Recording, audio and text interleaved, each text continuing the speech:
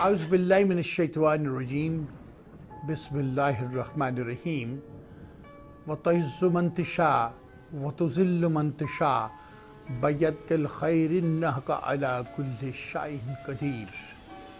अल्लाह सुब्हान तआला ही जिसे चाहे इज़्ज़त देते हैं और अल्लाह सुब्हान तआला ही जिसे चाहे ज़िल्लत देते हैं और वही हर चीज़ पर कादिर हैं। आशिकान पाकिस्तान और टेलीविज़न की दुनिया के दोस्तों, ये वाह टीवी ह्यूस्टन टेक्सास से खादिम पाकिस्तान और गुलाम रसूल जान नासर अली शाइक अपने प्रोग्राम हालात हाजरा के साथ अपनी खिदमत में हाजिर है और सलाम अर्ज़ करता है। नाज़रीन, आज हमारा प्रोग्राम ज़रा उसी किस्म का है, थोड़ा सा इसमें हम बात करेंगे जो पाकिस्तान में भी ड्रोन हमला हुआ है, जो हमारी सलामती पर हमला है। उसके अलावा F-16 हमें रोके गए, अमेरिका के दोनों हाउसेस में करारदाद पाकिस्तान के ख़िलाफ़ पास की गई, पाकिस्तान के सफारत खाने ने क्या किया और चार बहार जो कि ईरान की बंदरगाह है, जो ओरिजिनली अगर उसको देखें तो हमारे साथ बातचीत चल रही थी, हमने मौके खोकर वो भारत के हवाले कर दिए। उसके अलावा जो हमारे तल्लुक़ात हैं अपने ममालिक के साथ, जो हमारे हमसाए हैं वो कैसे हैं, और हमारा वज़ीर ख़ारजा जो कि होना चाहिए वो क्यों नहीं, और इसके क्या असरात पाकिस्तान पर हैं, इस पर आज हम डिस्कशन करेंगे। तो नाज़रीन, सबसे पहले मैं बात करता हूँ अमेरिकन हाउस ऑफ रिप्रेजेंटेटिव और सेनेट की। वहाँ पर एक करारदाद पाकिस्तान के ख़िलाफ़ पास की गई, जो $400 मिलियन जो हमें एड मिलनी थी वो एड रोक दी गई, उस चक्कर में कि डू मोर, कि हम कुछ नहीं कर रहे। हमारे F-16 रोक दिए गए। अब यहाँ पर बात करनी कि कौन था जो कि वहाँ पर हमारे लिए लॉबी करता है। इसमें डॉक्टर आसम के रिश्तेदार हैं जिनके हवाले वो चीज़ की गई है। डॉक्टर आसम, आप जानते हैं कि पाकिस्तान कई महीनों से जेल में है और उनके ऊपर अभी तक कोई फर्द जुर्म नहीं हुआ। और जो हमारा सफ़ीर है जो बहुत कुछ कर सकता है, जो कि सफारतकारी में जिसको बहुत कुछ करना चाहिए, या वो यूसुफ रज़ा गिलानी के रिश्तेदार हैं। और आप जानते हैं कि पीपल्स पार्टी के साथ या आसफ अली ज़रदारी के साथ हमारे और फ़ौज के इसमें कैसे ताल्लुक़ात हैं। ये वजूहात हैं जिसमें पूरी कौम, पूरे पाकिस्तान को नुकसान पहुँचाया जा रहा है और किसी को इसकी परवाह नहीं। पिट्ठू बैठाए हुए पिट्ठू, जो मियाँ पिट्ठू खेलने बैठे हुए वहाँ पर पाकिस्तान को लूट रहे हैं। हमारे जो काउंसलर्स हैं वो भी बस हेलो हाय करके शादियों को अटेंड करते हैं और दूसरी मजलिसों को, बर्थडे पार्टीज़ को अटेंड करते हैं, फ़ोटो सेशन कराते रहते हैं। आया कोई करोड़पति तो उसके साथ बैठ के चाय पी ली कि जी मेरा दरवाज़ा आपके लिए खुला है। इसके अलावा वो कुछ नहीं करते। जिस मुल्क में इस तरह के हालात हों, जिस मुल्क के वज़ीर आज़म जिनके ऊपर बदअदवानी और यानी करप्शन का इल्ज़ाम हो, और किसी भी महज़ब मुआशरे में जब वज़ीर आज़म के ऊपर करप्शन का इल्ज़ाम आता है और वो उस वक्त वहाँ से हट जाता है कि लीजिए इंक्वायरी कर लीजिए और अगर मैं बेगुनाह साबित हुआ तो आऊँ, लेकिन यहाँ तो कहा जाता है क्या मसूर और मसूर की दाल अपना मुँह ते वेख। खैर, बहरहाल ये बातें हो रही हैं, इस तरह की बातें होती हैं और लंदन चले जाते हैं। हैरत की बात है कि 1947 में हमने इंग्लैंड से आज़ादी तो ली, तो क्यों ली? अगर सारे फैसले लंदन में होने हैं तो हमें उनसे आज़ादी लेने की ज़रूरत क्या थी? आज भी डिवाइड एंड रूल वाले लोग हमें बताते हैं कि हमें क्या करना है, किस तरह से मुल्क को चलाना है, क्या करना है। ये सारी बातें ज़रा सोचें। अब आइए उस तरफ के तालिबान किसने बनाए? तालिबान बनाने वाले अमेरिकन हैं। इन्होंने ही तालिबान बनाई अपने लिए और हमारे पल्ले सारी मुसीबतें डाल दी।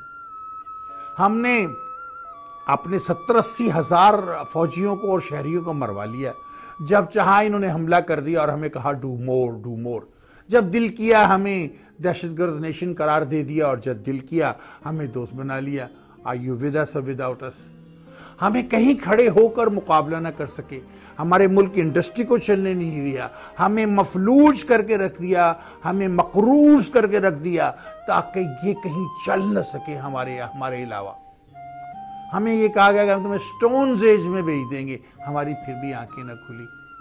और आपका जो हमारा वज़ीर आज़म अल्लाह अकबर है, ये नहीं, इसने तो पूरी सवा नफल जो हैं एक ही सेकंड में पढ़ मारे। नाज़रीन, ये चीज़ें सोचने की हैं। और इस वक्त जो पाकिस्तान के अंदर हमला किया गया है मंसूर साहब पर, उनको जो मारा गया है, मैं अब तो ये भी तालिबान कह रहे हैं कि वो बहुत पहले मर चुका है।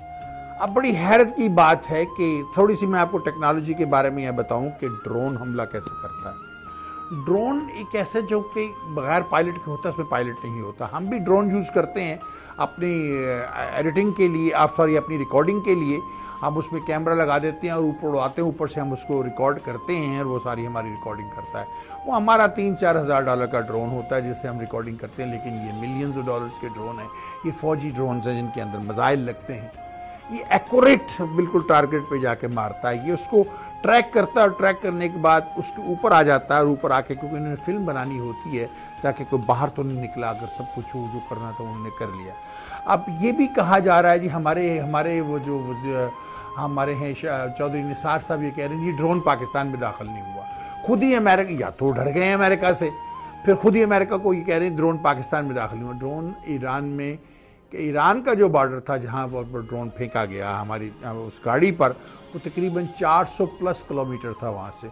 और जो अफ़गानिस्तान का बॉर्डर था इस तरफ नोशकी के उस तरफ, वो तकरीबन 58 किलोमीटर था। अब मुझे बताइए, बेवकूफ़ का बच्चा ही होगा जो ये सोचेगा जी ड्रोन पाकिस्तान में दाखिल नहीं हुआ। मुझे तो चौधरी निसार साहब की ये मंतिक उसका समझ नहीं आता। कभी वो एक बयान देते हैं, कभी वो दूसरा बयान देते हैं। हाँ, वो मियाँ साहब को ज़रूर प्रोटेक्ट करने की कोशिश करते हैं, उनके स्पोक्समैन होना भी चाहिए, उनके वफादार होना चाहिए। लेकिन पाकिस्तान के वफादार भी तो बनो ना। आप एक वज़ीर आज़म के वफादार तो बनते हो, लेकिन मुल्क के वफादार नहीं बनते हो। ये बड़ी सोचने वाली बात है। नाज़रीन, हैविंग सेड दैट, इसको मैं अब थोड़ा सा दूसरी तरफ ले जाता हूँ। मैं ये कहना चाह रहा था कि वहाँ पर 2 ड्रोन दागे गए, उस पर गाड़ी ख़त्म हो गई, रंग उड़ गया, पुर्जा हो गई, तबाह बर्बाद हो गई। पासपोर्ट और शनाख्ती कार्ड को कुछ नहीं हुआ। अजीब मसला है, पासपोर्ट और शनाख्ती कार्ड को एक डब्बा तक लहू का नहीं लगा, वो वैसे के वैसे ही है। अरे वाह रे वाह वाह वाह। इन्होंने कहा था कि जब ड्रोन को जब फेंका, अरे ड्रोन थे, उसको मारना, पासपोर्ट शनाख्ती कार्ड बदला लेना, ये क्या चक्कर है? ये समझने वाली बात है। समझे ये क्या किया गया? पाकिस्तान को बदनाम करने के लिए ये सब कुछ किया गया है, पाकिस्तान पे और प्रेशर डालने के लिए किया गया है। ये ड्रोन क्या ईरान में नहीं फेंका जा सकता था? जब वो रेस्टोरेंट पे रुका था, उसने गाड़ी में वहाँ खाना खाया, उसके बाद जब वहाँ से चला तो फिर उसके ऊपर ये हमला किया गया। नाज़रीन, मुझे ये बात समझ नहीं आती है कि जब वो ईरान से चला था, इतने माह आप उसको मॉनिटर कर रहे हो, तो उस वक्त क्यों नहीं मारा? क्या ये वाकई मंसूर अख्तर को मारा है या कोई और है? आप हमारे मुल्क में आकर ड्रोन फेंकते हैं, हमारे शहरियों को मार देते हैं। इस मसले को वज़ीर आज़म उठाता क्यों नहीं सिक्योरिटी काउंसिल में? यह अक़वाम मुत्तहिदा के कानून के खिलाफ है। क्यों नहीं उठाता सिक्योरिटी काउंसिल में? इसलिए कि हमने मियाँ मिट्ठू बिठाया हुआ है प्राइम मिनिस्टर के तौर पर। वो खामोश रहते हैं हर वक्त, उन्हें सिर्फ वो कुर्सी चाहिए। जाता है पाकिस्तान भाड़ में जाए। यहाँ पर आपको बताऊं, हमारे इर्द गिर्द मुल्क चीन है, अफगानिस्तान है, भारत है, ईरान है। किससे हमारे अच्छे तल्लुकात हैं? गर्मजोशी के तल्लुकात हमारे सिर्फ चाइना से। भारत से हमारी प्रॉब्लम है, अफगानिस्तान से हमारी बड़ी सीरियस प्रॉब्लम हो रही है, ईरान से भी हमारे तल्लुकात ख़राब हो रहे हैं। ईरान का सदर हाल ही में पाकिस्तान आया, मार्वलस अपॉर्चुनिटी पाकिस्तान को मिली थी। गर्मजोशी से उसको मिलते, उसके साथ कुछ डील्स बनाते, चार बाहर के बारे में बात करते और बातें करते। हमने उसे ब्लेम गेम करके रुखसत कर दिया कि जा अपने घर जा। पर एक बात मैं आपसे कहना चाहता हूँ, ज़रा सोचिए, हमारे पास वेदर का वज़ीर है, हमारे पास इंफॉर्मेशन का वज़ीर है, हमारे पास ट्रांसपोर्टेशन का वज़ीर और भी हैं, लेकिन वज़ीर ख़ारजा नहीं है, जो कि बहुत इम्पोर्टेंट है, बहुत इम्पोर्टेंट है। वो नहीं है, वो मियाँ साहब खुद ही, हमारी कोई पॉलिसी नहीं है उस पर। और अमेरिका में और ड्रोन के अफगानिस्तान के बारे में हमारी पॉलिसी समझ ही नहीं आती है। मुझे किस पर मैं आपको क्या बताऊं, क्या वजूहात है? क्यों मियाँ साहब किसी पे ट्रस्ट नहीं करते कि वो किसी को वजीर खारजा बनाएंगे? अब सरताज अली साहब सत्याए हुए आदमी हैं, 90-80 साल के हो गए हैं, और फातिमी साहब की बेगम की NGO है जो भारत से पैसा लेती है, तो आप इसमें फातिमी पे एतबार कैसे करेंगे? एम्बेसडर जो है पाकिस्तान का अमेरिका में, वो यूसुफ ज़रा गिलानी का रिश्तेदार है, उसे आप बिठाओ, उसे तो फौरी तौर पर रिमूव कीजिए यहाँ पर। और ये जो काउंसलर्स हैं ना जो बैठे हुए, जो कि सिर्फ फोटो सेशन के लिए बैठे हुए, इनको भी ज़रा सोचिए कि इनके बारे में क्या करना है, इनको भी ज़रा रुखसत कीजिए। ये सोचने की बातें उन लोगों को लाइए जो पाकिस्तान के लिए काम करना चाहते हो, जो पाकिस्तान के लिए काम करते हैं। ये बहुत ज़रूरी है। जो शख्स पाकिस्तान के लिए काम नहीं करता उसकी क्या ज़रूरत है? और फिर 2 कांग्रेस मेंबर हैं, शीला जैक्सन और एल ग्रीन, जहां देखो वो गुस्से होते हैं, काले अरे उनको अपनी कम्युनिटी नहीं बुलाती, हम ही उनके साथ तस्वीरें खिंचवाते फिरते हैं। शीला जैक्सन आ गई, एल ग्रीन आ गया, अरे हाँ, उनको खुदा की कसम काले लानत नहीं डालते, उन पर कौन बुलाता है? उनको कहाँ देखते हैं आप? उनको क्या करते हैं? वो NAACP तक उन्हें नहीं बुलाती है, आपने उनको रखा हुआ है। एक कांग्रेसमैन स्पीच करता है सेनेट के अंदर, आपकी एड ब्लॉक कर देता। कहाँ गई आपकी लॉबी? कहाँ गए आप? फ्रंट लाइन स्टेट कितने चली गई? पांडे चली गई, तोन चली गई, फ्रंट लाइन कली करान चली गई, कितने चली गई? किस चीज के इत्तेहादी हैं आप?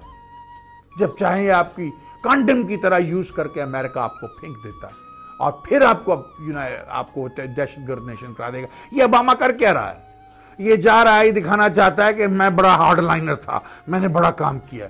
बेगुनाह मासूमों को मारा है ओबामा। हिलरी क्या करती फिर? आपका क्या ख्याल है कि हिलरी पाकिस्तान की फेवर में जाएगी? ये जो लोग हिलरी को मिलियंस डॉलर पाकिस्तानी दिलवा रहे हैं, दे रहे हैं, इनका क्या ख्याल है कि हिलरी पाकिस्तान की फेवर में जाएगी? वो वही करेगी जो उसके शौहर ने किया था। उसने हमें कारगिल की वार से हराया था, हमें बाहर निकाल के हमें जलील ख्वार किया था। आपको खड़ा होना पड़ेगा, एक आपको अपनी एक पॉलिसी बनानी पड़ेगी, एक स्ट्रॉन्ग वज़ीर आज़म बनाना पड़ेगा। ये क्या हुआ कि अभी के जरदारी के साथ जाके बात कर लो, जरदारी से मुलाकात हुई या नहीं हुई? एक और डाकू, दोबारा डाकू को वापस लाएंगे? पहले तो कहते थे तेरे बोते तो खिंच के तेन घसीटांगा, थे लटका देंगा जब तक सारा पैसा नहीं देगा। फिर उसी के तले चाट रहे हैं आप। यार कोई आपकी शहबाज शरीफ साहब, नवाज शरीफ साहब, कोई आपके अपनी जबान, आपके अपनी बातें जो आपने की हैं, आप मुझे बताइए कि what the hell are you?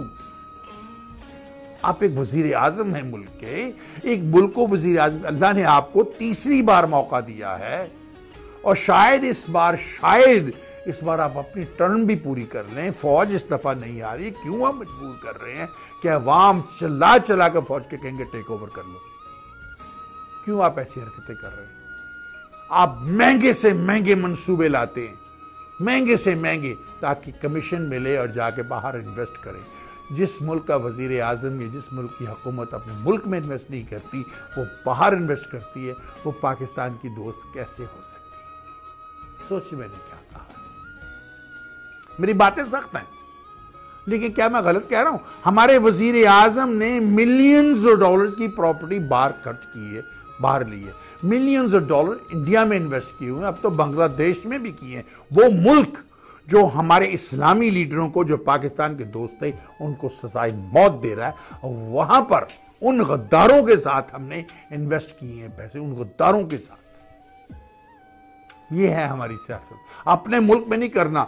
हमने कोरिया की तरह अपने मुल्क को तरक्की नहीं देनी, हमने ताइवान की तरह अपने मुल्क को तरक्की नहीं देनी, हमने चाइना की तरह अपने मुल्क को तरक्की नहीं देनी। आज तुर्की जो है F-16 के सारे पार्ट्स बनाता है, हम क्यों नहीं बना सकते? अगर हम बना सकते हैं एटम बम, अगर हम ये न्यूक्लियर वेपन, तो हम फिर हर चीज़ बना सकते हैं, क्यों नहीं बनाते? इतना फास्ट पानी नॉर्दर्न पाकिस्तान में आता है, और वहाँ पर बिजली क्यों नहीं बनाई जाती? कालाबाग डैम क्यों नहीं बनाया गया? क्यों नहीं अवाम को बताया गया कि billions and billions of dollar फेंके गए थे सिंधी डाकुओं की जेबों में और दूसरे पंजाब के डाकुओं की जेबों में कि डैम ना बने? हालांकि उसके एग्रीकल्चर से कोई ताल्लुक नहीं था, वो सिर्फ बिजली के लिए था, और अगर पानी कभी कम होता तो वहाँ से पानी छोड़ा जाता था। जो शख्स बना सकता था उसको, वो जनरल मुशर्रफ था, उसने क्यों नहीं बनाया? 2 जुल्म किए उसने पाकिस्तान के ऊपर। एक, उसने नवाज शरीफ को सजाए मौत नहीं दी, और दूसरी, उसने काला डैम नहीं बनाया। ये अवाम कहते हैं।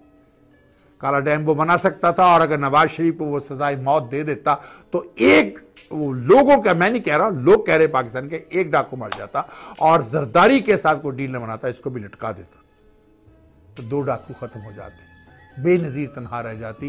वो डाकू नहीं थी, वो एक तालीम याफ्ता औरत थी, वो सुकून से हुकूमत चलाती, वो शायद पाकिस्तान को कोई तरक्की दे देती। उसकी सबसे बड़ी कमजोरी बेनजीर भुट्टो की उसका शौहर था जो उसको ले डूबा।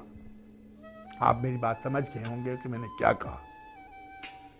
तबाह बर्बाद कर दिया आसिफ अली जरदारी ने बेनजीर भुट्टो को। अब वो अपने बेटे को यूज कर रहा है। अब भी अगर बिलावल चाहे तो अपने नाना की सियासत पकड़े, बाप से अलग हो। मैं ये नहीं कह रहा कि बाप को बिल्कुल लानत मानत कर दो उस पर, उसको है भाई तू अपनी पॉलिटिक्स चला, मुझे पार्टी चलाने दे। उसके पास मौका आया था, वो खो देगा इस मौके को। जो बड़े सख्त बयानात उसने दिए हैं, अब क्या करेगा वहां पर? उससे बयानात तो आपने दिलवा लिए, उसको हिजड़ा बना के आपने बाजार में खड़ा कर दिया। अब लोग हंसेंगे उसके ऊपर कि क्या है। ये सारी सोचने वाली बातें, देखने वाली बातें। आपके मुल्क के ऊपर ड्रोन हमला किया जाता है, आपके मुल्क के शहरियों को जब चाहे मार दिया जाता है। आप ये कह देते हैं जी शनाख्ती कार्ड के पूरी दिन दोबारा से इंक्वायरी। एक आदमी के शनाख्ती कार्ड की वजह से करोड़ों लोगों को प्रॉब्लम पैदा की जाती है। चंद लोगों ने रिश्वतें लेकर जो किया, उनको तलाश करो और उनको वो हशर करो जिसकी इंतहा नहीं। करप्शन खत्म करो। इसी के अंदर करप्शन है। ग्रीन कार्ड का जो ये जो शनाख्ती कार्ड का महकमा है जो बनाता है, इसके अंदर करप्शन है। चंद पैसे लेके इन्होंने गैर मुल्कियों को शनाख्ती कार्ड दिए, चंद पैसे लेके इन्होंने गैर मुल्कियों के पासपोर्ट बनाए। इनको गिरफ्तार कीजिए और इनको बरसरेआम जुमे की नमाज के बाद अनाउंस करके पब्लिकली कोड़े मारिए। इनको बताइए कि इनका ये हाल होगा क्योंकि ये दुश्मन है। और इस तरह वजीरों को भी कोड़े मारिए, लाइए। और ये जो आपने पढ़ रहे डॉक्टर आसिफ, इनके ऊपर जितनी जल्दी होती फर्द जुम। और वो जो हिलती हुई चली आती है रोज अपना मेकअप करके, वो जो मिस डॉलर है, उसका भी कुछ कीजिए। क्यों मजाक कर रहे हैं पाकिस्तान के साथ? ये सारी चीजों को देखिए और फिर देखिए कि आपने हिंदुस्तान के साथ क्या ताल्लुकात रखने हैं। इस वक्त हमारी फौज 65% सुपीरियर है भारत से। भारत बहुत तेजी से तरक्की कर रहा है। वो पाकिस्तान के साथ 5 साल के बाद 5, 4, 6, 7 साल में पाकिस्तान के साथ compete कर जाएगा, बिल्कुल बराबर हो जाएगा और आगे भी बढ़ सकता है। फिर आप क्या करेंगे? फिर आप उससे नहीं लड़ सकेंगे। इस वक्त मौका है। ये जो जासूसों का मसला है, इसको आपने बिल्कुल ही दरगुजर कर दिया है। ये जो कश्मीरियों के साथ जुल्म का मसला है और मसले पानी का है, सिंतास का मुआहदा है जो पुराने, इसको लाते हुए आपको चाहिए कि भारत पर अटैक करें। 15 दिन 10 दिन को साथ दबा के जंग करें। हमें नुकसान होगा लेकिन हम भारत की तरक्की को 70 साल के लिए रोक देंगे, पीछे ले जाएंगे, भारत को तबाह कर देंगे। कोई वहां कदम नहीं रखेगा। जैसे हमारे यहाँ उन्होंने जो बदमाशी की हमारे साथ, दहशतगर्दी करवा कर, आज को क्रिकेट खेलने पाकिस्तान नहीं आता, भारत में कोई इन्वेस्टर कदम नहीं रखेगा। और अपनी इन्वेस्टमेंट भारत से निकाल लिए और उसको पाकिस्तान लाइए। पाकिस्तान के अवाम को चाहिए कि सड़कों पर निकलें और अपने लीडरों से कहें कि we are going to remove you from the power unless you bring all your investment back to Pakistan. Start with the top, with the Prime Minister of Pakistan. Openly come on the street, democratically. No breaking, no fighting, no nothing, no ladai jhagda. Just democratically, peaceful. Just say, Mr. Prime Minister or leaders of government of Pakistan political party, we, the constituents, the citizens of Pakistan, the voters of Pakistan are going to remove your power unless you bring all your investments. Tell us how much billions of dollars investment you have abroad to your country, and you are goodbye. And then remove them. Force election commission to have a special election, and then make sure that in चले हुए कारतूसों को आप दोबारा vote ना दें। और ये जो मसला है हमारा ये ड्रोन का, इससे यूनाइटेड नेशन के अंदर हमको लेके आना चाहिए। इसलिए कि सिक्योरिटी काउंसिल में लाना चाहिए। It is a violation of international law for America to keep attacking inside Pakistan, killing our citizens. All those innocent citizens who have been killed in a drone attack, they should be compensated. Her citizen को, every citizen, innocent citizen who have been killed because the American drone attack, they should be paid at least $100,000 each, minimum $100,000 each. Now let me tell you something else, what America is trying to do. This drone attack in Pakistan was just to embarrass Pakistan. That's what it was. America wanted to embarrass Pakistan because they want to say, okay, we found Osama bin Laden here, we find everybody here, so we can show the world that our nuclear weapons are not safe. And then they can use or pressure us more, do more. They could have attacked us in Iran too. They knew for a long time. They must have known for a long time. I don't even know if that's Mansoor Akhtar killed or not.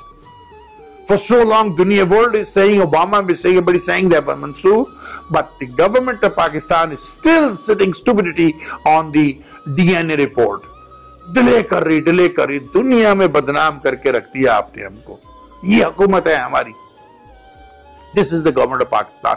लानत है फिर ऐसी government पर. और मैं अवाम को क्या कहूं जिन्होंने इस तरह की लानती गवर्नमेंट बिठाई हुई है, और वो चिड़े जो हैं वो आके सारा दिन लड़ते रहे, चौंचे लड़ाते रहते हैं. टीवी पे आएंगे तो चौंचे लड़ाते रहते हैं. वो चिड़े चिड़ी की लड़ाई है, कुकड़ों की लड़ाई जो हम बचपन में देखते थे, लगते हैं जी कुकड़ों की लड़ाई हो रही और कुछ भी नहीं हो रहा.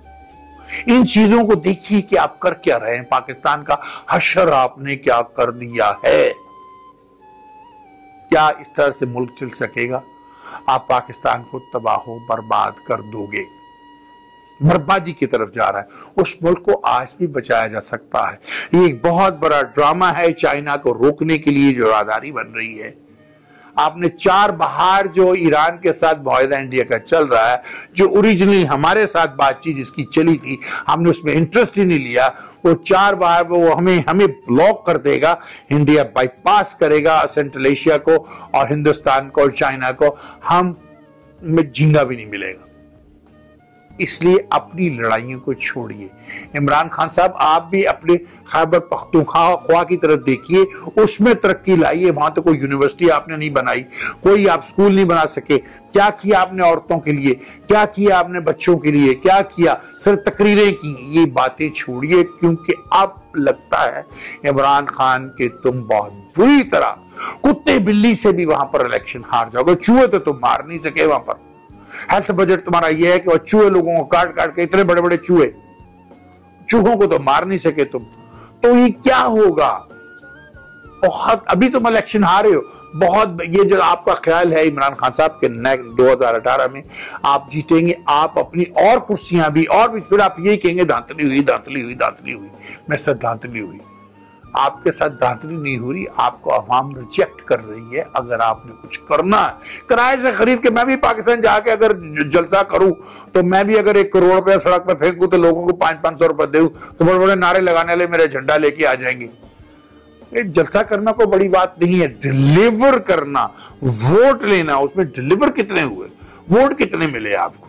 आप तो अभी खैबर पख्तूनख्वा में इलेक्शन हार गए, मुस्लिम लीग जीती. वहां फिर आप कहते हैं जी ये इलेक्शन है, वो इलेक्शन है. Election is election. कोई भी हो, अगर आपकी पार्टी पॉपुलर थी, अगर वो काम कोई कर रहे थे तो उनको जीतना चाहिए था. They didn't win. Why? सोचने वाली बात है. जरा सोचे मैं क्या कह रहा हूं आपसे. तो हैविंग सेड दैट नाज़रीन, मैं ये कहना चाह रहा हूं कि इस वक्त बहुत जरूरी है कि पाकिस्तान सलामती काउंसिल में इस ड्रोन के मसले को लेके जाए. बहुत ज़रूरी है कि हम अपने सफ़ीर को सफारत वज़ीर ख़ारजा बनाएं. बहुत ज़रूरी है कि जो हमारा सफ़ीर है वो लॉबी करनी शुरू करें, प्रॉपर लॉबी. पाकिस्तानियों से जो अमेरिकन सिटीजन जैसे हम हैं, ये नहीं कि फ़ोटो सेशन वाले करोड़पति जो बड़े बड़े चंदे देती हैं, हम अपने घर पे एलजी को बुला लिया, उसको बुला लिया. सिर्फ वो लोग वो भी अच्छा काम कर रहे हैं. मैं ये नहीं कहूँगा वो बुरा काम कर रहे हैं. वो भी भले वो अपने किसी भी अपनी शोबाजी के लिए कर रहे हैं किसी के, लेकिन उससे कहीं ना कहीं फायदा जरूर पहुंचता है. लेकिन हमें दोनों पार्टियों की तरफ देखना चाहिए, रिपब्लिकन भी और डेमोक्रेट भी. एक ही पार्टी को सपोर्ट नहीं करना चाहिए, क्योंकि हमें बैलेंस रखना है इसमें. ये हमें देखना बहुत जरूरी है. अमेरिका की बात कर रहा हूं. इंग्लैंड में देखिए, गरीब आदमी का बेटा वो बन गया. अब इमरान खान साहब कहते हैं कि अगर यहूदी को सपोर्ट करते वो मुसलमानों की फेवर कर सकता था, ये करेगा तो क्या देखो जी मुसलमानों की फेवर हो रही है. ये बात ऐसे नहीं होती। ही इज इक्वली, आपने वो बिल्कुल सही लोगों को ट्रीट करेगा according to the law of England. अब जहां पर कायम अली शाह जैसा वजीर आला बैठा हो जो 90 साल का हो गया है, वो सत्या गया है, उसको समझ नहीं आती है, लड़बाज लड़खड़ा जाती है, शेर गलत बोल जाता है, उसको रिमूव कीजिए खुदा के लिए। कोई नौजवान खून लेके आइए, सिंध का उसने सत्यानाश करके रख दिया।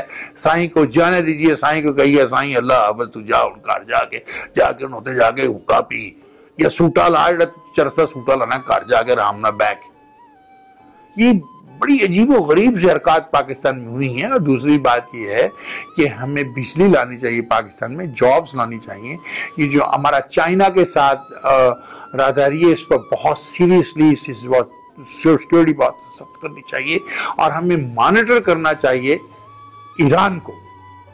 ईरान के साथ हमने तल्लुकात खराब कर लिए, वो भारत के बहुत नजदीक आ रहा है। और जितने कॉन्सुलेट अफगानिस्तान में खोले गए थे उतने ईरान में भी इंडिया ने खोले थे। ये तो कभी आपने बात नहीं की, मैंने बताया है आपको।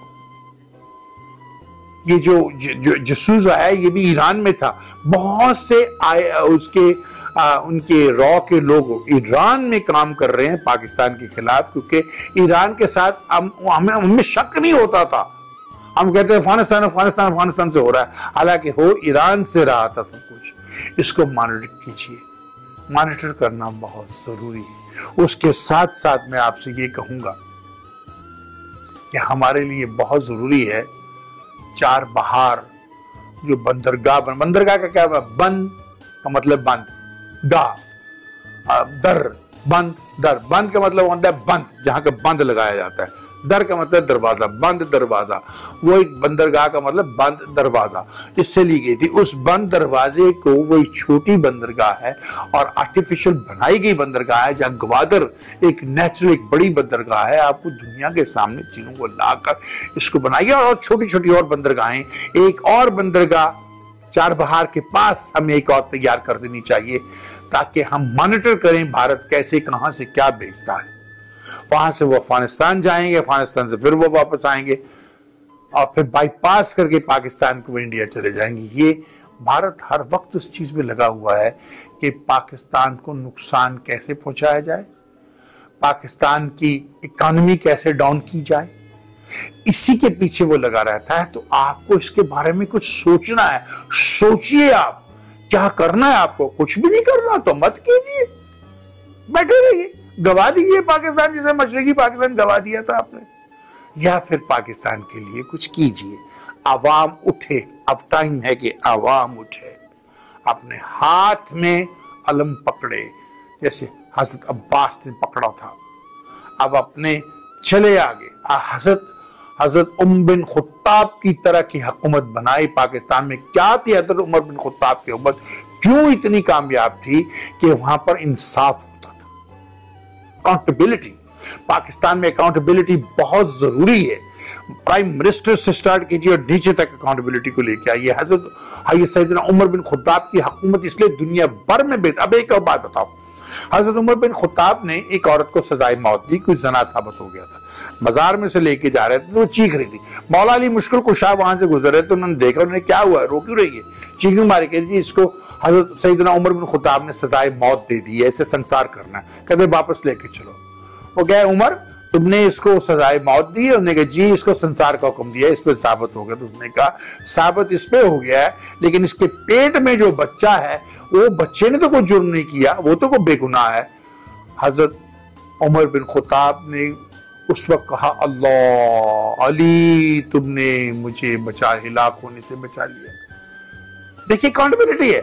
उन्होंने हजरत अली को ही नहीं कहा दे देती है, देती चलो मैं खलीफा वक्त खान जो मर्जी करा, नहीं, उन्हें हजरत अली को शुक्रिया अदा किया कि तूने मुझे हिलाक होने से बचा लिया, एक बेगुनाह का। उस औरत को जिंदा रखा गया जब तक बच्चा जवान हुआ, तब तक उसे मां की जरूरत थी, और उसके बाद उसको सजा दी गई। ये है इस्लामी निजाम उमर बिन खुत्ताब का, और ये है मौला अली मुश्किल कुशा का तरीका समझाने का। जरा देखिए, आप क्यों नहीं समझते? वैसे तो हम बड़ी बड़ी बातें करते हैं, सुबह से लेकर शाम तक। अभी रमजान आ रहा है, शुरू हो गया टेलीविजन पे हम 3-3, 4-4 घंटे, 8-8 घंटे का प्रोग्राम। क्या फायदा उस प्रोग्राम का? अगर आपने उससे कोई फ़ायदा नहीं उठाना। बिजली आपके पास होनी नहीं, सुबह नमाज के लिए पानी आपके पास होना नहीं, वजू करने के लिए। क्या ये मुल्क है? कराची में पानी नहीं मिलता, कुछ नहीं मिलता। हम जाते हुए घबराते हैं कि हम कहीं किडनैप ना हो जाए वहाँ पर। ये सारी सोचने वाली बातें, बहुत इंपॉर्टेंट है ये बातें। बाहर से अगर मियाँ साहब, बाहर से पाकिस्तानियों ने अगर पैसा भेजना कम कर दिया तो आप क्या करेंगे? What would you do? आप दुनिया के पाकिस्तानियों के, भी अमेरिका ने $400 मिलियन की कुछ आपकी एड जो रोक दी है, इससे कितना फर्क पड़ेगा आप पे? क्यों नहीं सफारतकारी की आपने? क्यों नहीं आपने इस पे लॉबी की? क्यों नहीं आप जाके कांग्रेस में खप डाली कि हमने आपके लिए क्या किया? हमने 70,000 लोग आपके लिए मरे। No more, that's it, no more, कह दें इनको नो मोर। निकले आप, निकले अब तालिबान से खुदा हाफिज कहें, ये इनकी प्रॉब्लम है। कहा जाओ उनका कतर में हाफिज है, डील करो उनके साथ। हम तालिबान के साथ अब डील नहीं करेंगे। निकलें आप, उससे अपने हाथ निकालें। हाँ, कहीं मुज़ाकरात अगर उसमें कुछ आपको मिलता है तो बैठ जाइए, वरना आप इनको कह दिए अब हम आपकी जंग नहीं लड़ेंगे, सीधे हो जाएंगे। क्योंकि अमेरिका ने जानबूझ के ये किया है। इफ दी तालिबान के साथ मुज़ाकरात कामयाब हो जाते, वहाँ पीस हो जाता, then America have to leave. Afghanistan को कुछ आवाज़ नहीं था रहने का, वो रहना चाहता है क्योंकि मादनियात है वहाँ पर, पैसा है वहाँ से, इन्होंने मादनियात निकालनी है, उनसे बिलियंस निकालने हैं वहाँ से, पहाड़ों से। ये कभी नहीं निकलेंगे इस तरह से वहाँ से। तो ये गेम जो खेली है पाकिस्तान के खिलाफ, ये एक बहुत बड़ी गेम है। इससे भारत को फ़ायदा हुआ, पूरी दुनिया में पाकिस्तान बदनाम हुआ। इसको सफारतकारी से हैंडल किया जा सकता था, लेकिन हमारे कोई फॉरेन पॉलिसी नहीं है। बड़े मियाँ साहब पावे खा के बैठे ने, पावा खाते ने, इधरों बौंग दी बोटी खाते ने, तो कहते ने अच्छा फिर है मैं की करा, मैं पावा खा के देखना, अच्छा उन्हें कर लेना, नहीं मैं आलू खा के वेखना, मैं बैंगन खा के वेखना, मैं की करा। खुदा दा वास्ता मियाँ साहब जान दो, किसी हुन अगे आन दो। ये सोचने की बात है। और हमारे लोग हैं वो पाकिस्तान जाते हैं, उनके 2-4 लोगों से दोस्तियां हैं, वज़ीर आला से दोस्ती है, किसी इससे दोस्ती है, किसी एमएन से दोस्ती है, फ़ोटोएं खिंचवा के अपने करवा के इज़्ज़त करवा के वीआईपी बन के वापस आ जाते हैं। और अमेरिका में आके अपनी तस्वीरें दिखाते हैं, देखो जी मैं दे नाल, ऐ देखो जी मैं क्लिंटन दे नाल, ऐ देखो जी मैं ओबामा दे नाल। अपने दफ्तरों में, अपने रेडियो स्टेशन पर तस्वीरें लगाते हैं और रेडियो पर सारा दिन भारत के नगमे बजते हैं। क्या हमारा कोई कल्चर नहीं है? जितने भी रेडियो प्रोग्राम है, लानत है ऐसे रेडियो प्रोग्रामों पर जो किसी और मुल्क का कल्चर रिप्रेजेंट करता हो, अपना ना करता हो। तो ये सारी सोचने वाली बातें, हम क्यों किसी और मुल्क का कल्चर रिप्रेजेंट करते हैं? क्या हमारा कोई कल्चर नहीं है? सोचिए मैं क्या कह रहा हूं। जब आपकी आप ये पूरा आवे कावा ही बिगड़ा हुआ, पूरा आवे कावा बिगड़ा हुआ, तो इसको कैसे सुधारा जा सकता है? इसको सिर्फ एक अकाउंटेबिलिटी ऊपर से लेके नीचे तक आप मेरिट पे करें। जिस दिन पाकिस्तान में इंसाफ आ जाएगा, मेरिट पे हर चीज़ होगी, पाकिस्तान सही हो जाएगा, उस दिन पाकिस्तान में कोई प्रॉब्लम नहीं रहेगी। ये है हज़रत उमर बिन खुत्ताब का, और ये है मौला अली मुश्किल कुशा का तरीका समझाने का। ज़रा देखिए, आप क्यों नहीं समझते? वैसे तो हम बड़ी बड़ी बातें करते हैं, सुबह से लेकर शाम तक। अभी रमज़ान आ रहा है, शुरू हो गए टेलीविज़न पे हम 3-3, 4-4 घंटे, 8-8 घंटे का प्रोग्राम। क्या फ़ायदा उस प्रोग्राम का अगर आपने उससे कोई फ़ायदा नहीं उठाना? बिजली आपके पास होनी नहीं, सुबह नमाज के लिए पानी आपके पास होना नहीं, वजू करने के लिए। क्या ये मुल्क है? कराची में पानी नहीं मिलता, कुछ नहीं मिलता। हम जाते हुए घबराते हैं कि हम कहीं किडनैप ना हो जाए वहाँ पर। ये सारी सोचने वाली बातें, बहुत इंपॉर्टेंट है ये बातें। बाहर से अगर मियाँ साहब, बाहर से पाकिस्तानियों ने अगर पैसा भेजना कम कर दिया तो आप क्या करेंगे? What would you do? आप दुनिया के पाकिस्तानियों के, भी अमेरिका ने $400 मिलियन की कुछ आपकी एड जो रोक दी है, इससे कितना फर्क पड़ेगा आप पे? क्यों नहीं सफारतकारी की आपने? क्यों नहीं आपने इस पे लॉबी की? क्यों नहीं आप जाके कांग्रेस में खप डाली कि हमने आपके लिए क्या किया? हमने 70,000 लोग आपके लिए मरे। No more, that's it, no more, कह दें इनको नो मोर। निकले आप, निकले अब तालिबान से खुदा हाफिज कहें, ये इनकी प्रॉब्लम है। कहा जाओ उनका कतर में हाफिज है, डील करो उनके साथ। हम तालिबान के साथ अब डील नहीं करेंगे।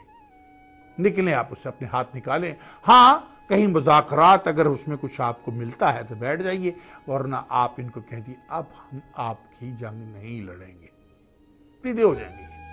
क्योंकि अमेरिका ने जानबूझ के ये किया है। इफ दी तालिबान के साथ मुज़ाकरात कामयाब हो जाते, वहाँ पीस हो जाता, then America have to leave Afghanistan को कुछ आवाज नहीं था रहने का। वो रहना चाहता है क्योंकि मादनियात है वहाँ पर, पैसा है वहाँ से, इन्होंने मादनियात निकालनी है, उनसे बिलियंस निकालने हैं वहाँ से, पहाड़ों से। ये कभी नहीं निकलेंगे इस तरह से वहाँ से। तो ये गेम जो खेली है पाकिस्तान के खिलाफ, एक बहुत बड़ी गेम है। इससे भारत को फायदा हुआ, पूरी दुनिया में पाकिस्तान बदनाम हुआ। इसको सफारतकारी से हैंडल किया जा सकता था, लेकिन हमारे कोई फॉरेन पॉलिसी नहीं है। बड़े मियाँ साहब पावे खा के बैठे ने, पावा खाते ने, इधरों बौंग दी बोटी खाते ने, तो कहते ने अच्छा फिर है मैं की करा, मैं पावा खा के देखना, अच्छा उन्हें कर लेना, नहीं मैं आलू खा के वेखना, मैं बैंगन खा के वेखना, मैं की करा। खुदा दा वास्ता मियाँ साहब जान दो, किसी हुन अगे आन दो। ये सोचने की बात है।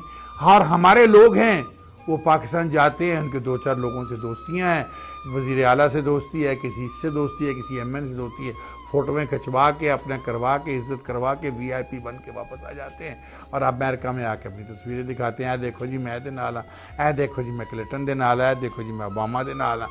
अपने दफ्तरों में, अपने रेडियो स्टेशनों पर तस्वीरें लगाते हैं, और रेडियो पर सारा दिन भारत के नगमे बजते हैं। क्या हमारा कोई कल्चर नहीं है? जितने भी रेडियो प्रोग्राम है, लानत ऐसे रेडियो प्रोग्रामों पर जो किसी और मुल्क का कल्चर रिप्रेजेंट करता हो, अपना ना करता हो।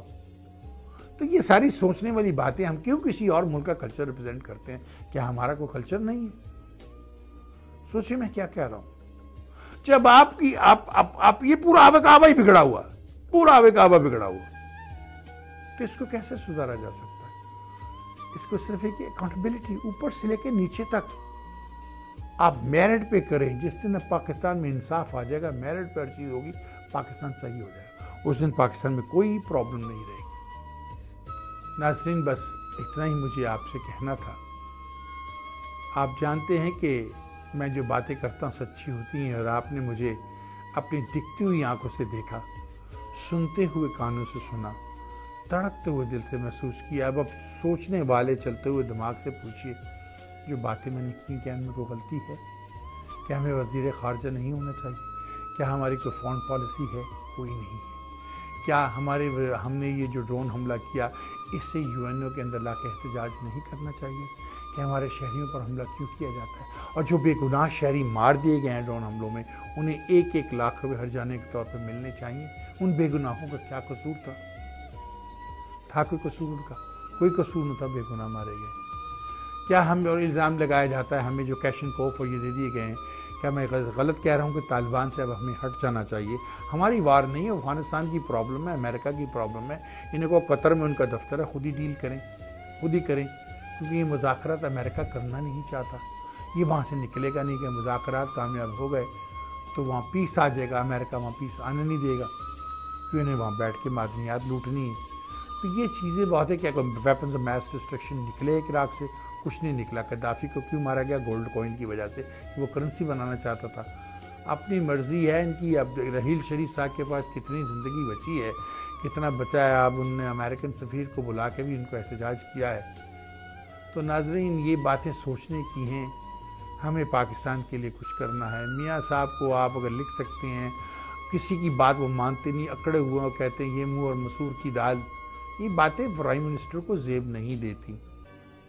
सोचे मैंने क्या कहा है।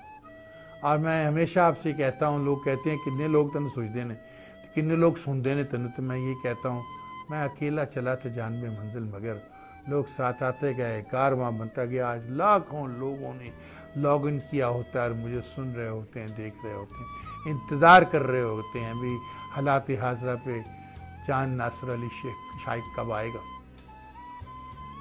नाज़रीन, हमेशा जाने से पहले एक बात मैं कहता हूँ, तुम दिए बादे मुखालिफ से ना घबराए औकाब, ये तो चलती है तुझे ऊंचा उड़ाने के लिए। और मेरी माँ के वो अल्फाज हैं, तुम दिए बादे मुखालिफ से, जो मैंने अभी सुनाया। तो मैं अकेला ही चला था जानबे मंजिल मगर लोग साथ आते गए, कारवां बनता गया। तो साथ में ये कहूँगा जाने से पहले, फॉरगेट अबाउट द रेस्ट, वो वाह टीवी इज़ द बेस्ट। अल्लाह हाफिज़।